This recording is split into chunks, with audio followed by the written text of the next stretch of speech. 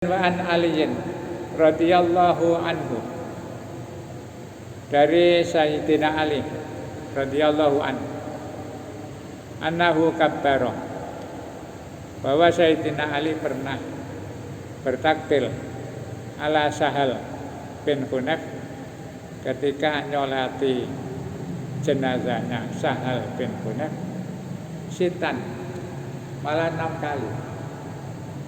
Waqala, dan beliau ketika ditanya menjawab innahu badriyun, ya karena Sahal bin Hunayf itu termasuk sahabat Ahlul Badar karena terlibat perang Badar.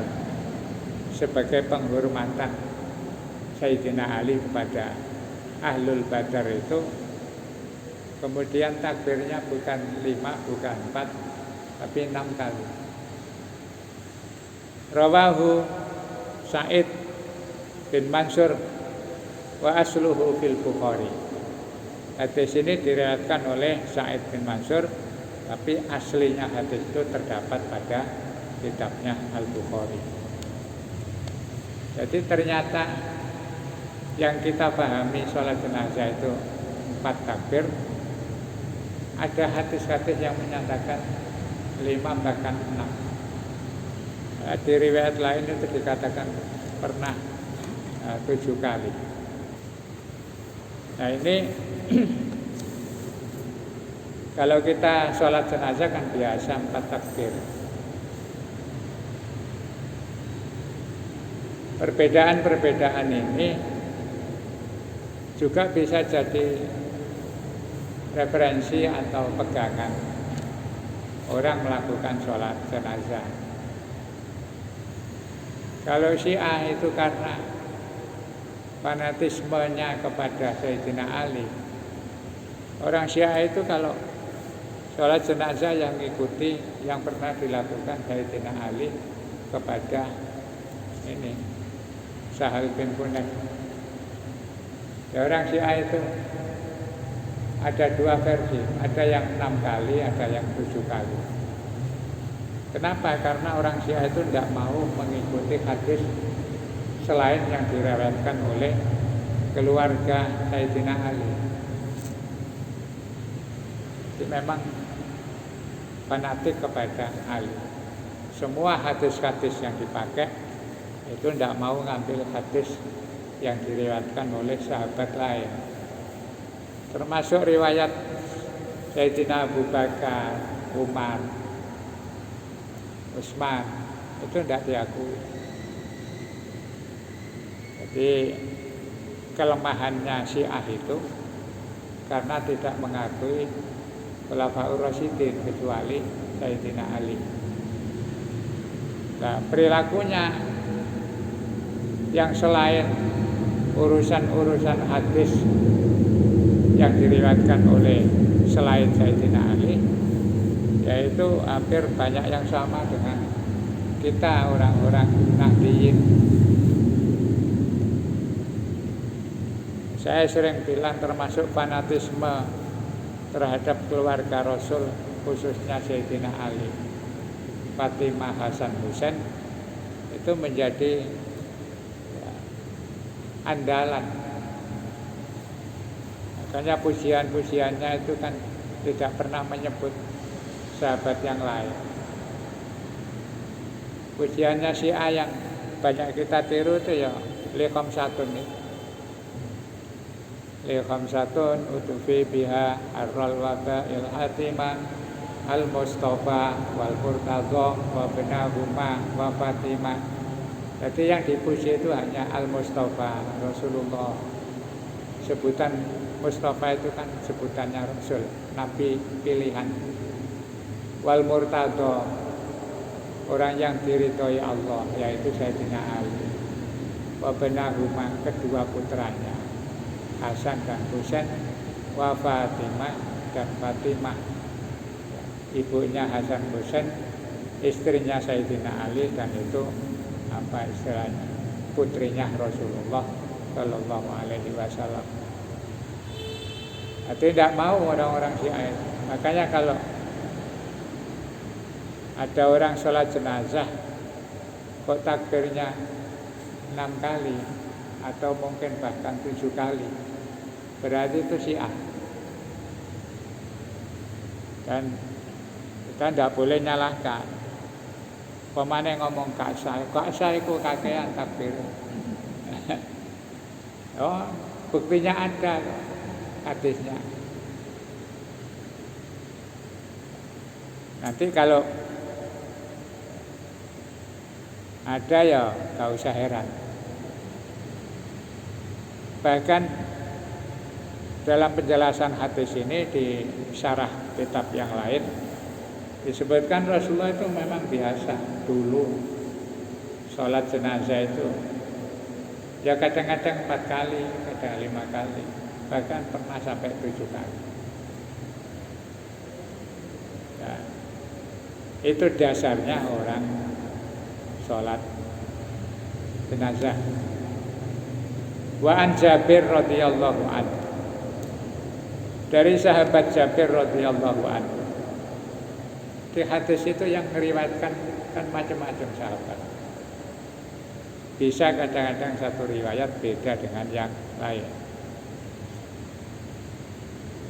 Qala Jabir mengatakan kana Rasulullah sallallahu alaihi wasallam,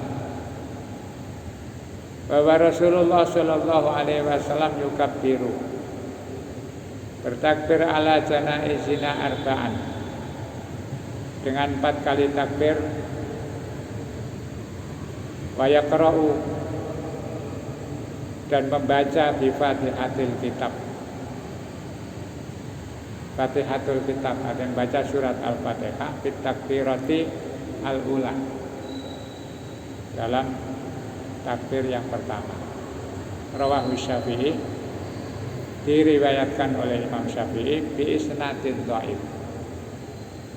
Itu sanadnya dhaif kata Syafi'i.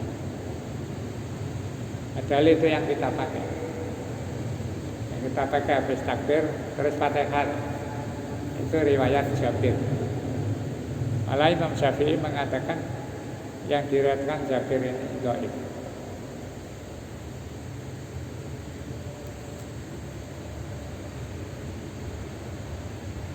Jadi ceritanya sholat jenazah itu begitu bervariasi. Beda lagi dengan riwayat Tolha, an Tolha bin Abdillah bin Auf.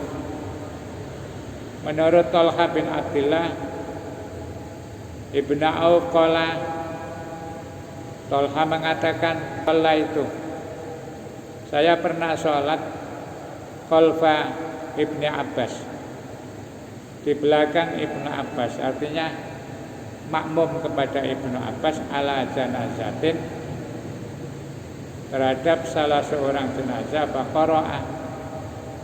Kemudian Ibnu Abbas membaca Fatihatul Kitab, surat Al-Fatihah, faqala. Kemudian Ibnu Abbas mengatakan annaha sunnatun, bahwa yang saya baca tadi adalah sesuai sunnah Rasul. Rawahul Bukhari. Nah, ini diperkuat hadis Abdullah bin Auf. Abdullah bin Auf itu ya saudaranya Abdurrahman bin Auf. Beliau pernah makmum kepada Ibnu Abbas, ya seperti yang diriwayatkan oleh Jabir tadi. Habis takbir kemudian baca Al-Fatihah. Dan itu sunnah Rasul katanya. Maka ada penjelasan. Dulu memang Rasulullah itu pernah berganti-ganti sholat jenazah. 4 kali, 5 kali, takbirnya 6 kali, 7 kali. Nah, ketika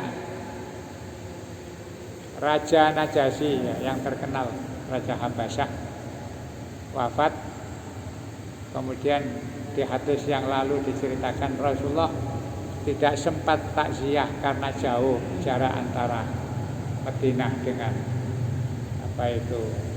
Habasyah. Tapi Rasulullah tahu.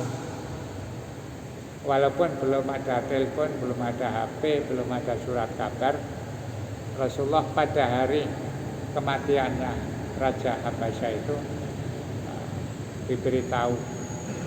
Ya mungkin oleh malaikat Jibril atau siapa, nggak dijelaskan.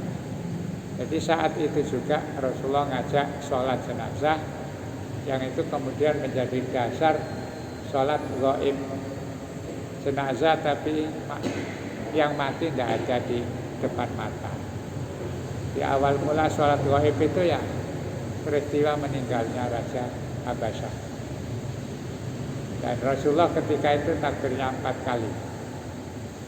Sejak itu selanjutnya sampai wafat beliau itu melaksanakan sholat jenazah takbirnya 4 kali. Maka jumhurul ulama tidak mengambil yang macam-macam tadi. Semua sepakat karena Rasul setelah sholat ghaib nyolati Raja Habasyah atau Raja Najasyi itu konsisten melaksanakan sholat jenazah takbirnya 4 kali. Sampai sekarang kita ya niru 4 kali berdasarkan pendapat jumhurul ulama. Tapi orang-orang Syiah itu karena tidak menerima hadis-hadis yang selain Sayyidina Ali, termasuk Jabir, kemudian Tolha, maka itu dinafikan. Yang dipakai adalah hadisnya Sayyidina Ali. Kalau orang Syiah mesti takbirnya lebih dari 4 kali, minimal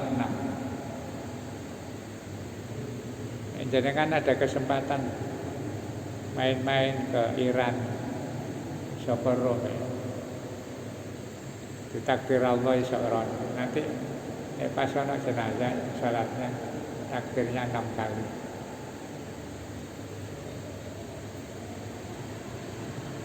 Jadi kalau kita ngaji itu kemudian ada perkembangan ilmu, perkembangan wawasan, sehingga menghadapi khilafiyah itu biasa saja.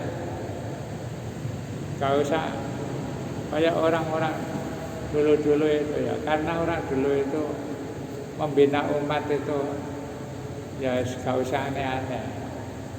Orang dulu itu kan nurut-nurut. Sapa jare kiai ini muni A ya A, B ya B. Nah, sekarang kan tidak bisa begitu. Apalagi banyak pengajian liar lewat YouTube itu kadang-kadang ya yang jelas juga banyak, yang enggak jelas juga banyak. Kalau sudah tahu nanti bisa memilah. Di sini dunia itu harus ada perbedaan. Padha kabeh apa istilahnya enggak seru. Urip padha kabeh. Akhirnya karena variasi dalam banyak hal memang harus ada perbedaan. Yang penting tidak menimbulkan perpecahan. Wong dodolan wae harus beda-beda. Sak kene dodol sego pecel kabeh. Ora ono variasi. Nah, orang kadang bele, jelek rawon kok gak ono. Memang harus ada perbedaan. Jika jangan merasa terancam. Jangan pernah berharap orang hidup itu semuanya sama. Justru kalau ada perbedaan itu ada dinamika, mendorong kita berpikir, evaluasi diri. Itu karena adanya perbedaan-perbedaan. Kalau uang kok beda, apa aku ya sing salah? Kan begitu.